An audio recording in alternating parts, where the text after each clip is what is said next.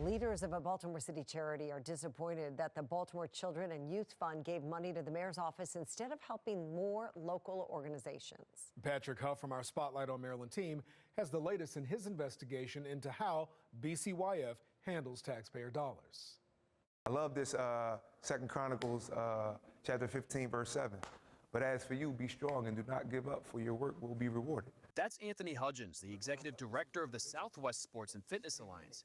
His organization renovated and reopened the City Rec Center in Poppleton this year, which it now uses for youth programs such as chess boxing. And that's really what it's about, especially kids that come from disadvantaged communities like the one we're in right now.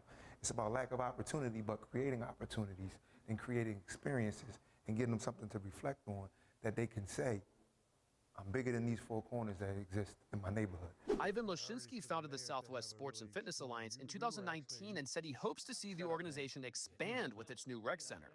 He saw one potential avenue for support through the Baltimore Children and Youth Fund, which sends taxpayer dollars to local charities for youth programs. Disappointing and frustrating. However, Lashinsky said his organization was rejected by BCYF year after year. We've tried to get funding for 4 years now.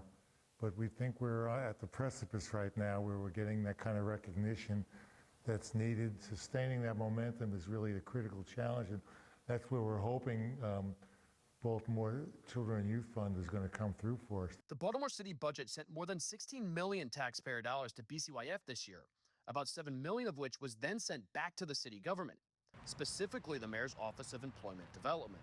As a result, BCYF's budget for grant-making to local organizations for youth programs was cut by about $6 million.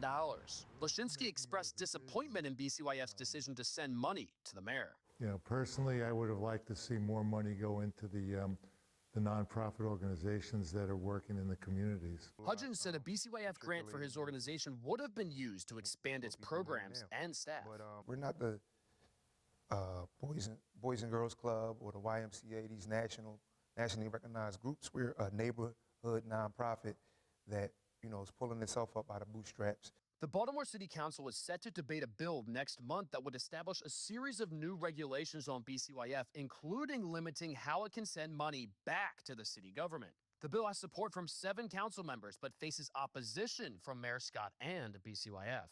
BCYF did not respond to a request for comment on criticism it faced from the Southwest Sports and Fitness Alliance. BCYF President Alicia Lee said at a Baltimore City Board of Estimates meeting last month that her organization was proud to support the mayor's initiatives like YouthWorks, but does not plan to send any more money to his office. So we're happy to work collaboratively, but that investment was a one-time investment. We broke the news last month that the Baltimore City Inspector General launched an investigation into BCYF. Stay tuned into our investigation in the coming weeks about how nonprofits spend your taxpayer money. For Spotlight on Maryland, I'm Patrick Huff.